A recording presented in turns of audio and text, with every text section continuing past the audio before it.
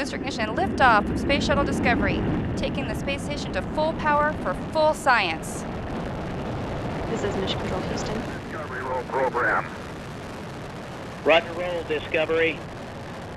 Discovery's roll maneuver is complete. It is now in a heads-down position on track for its flight to the International Space Station.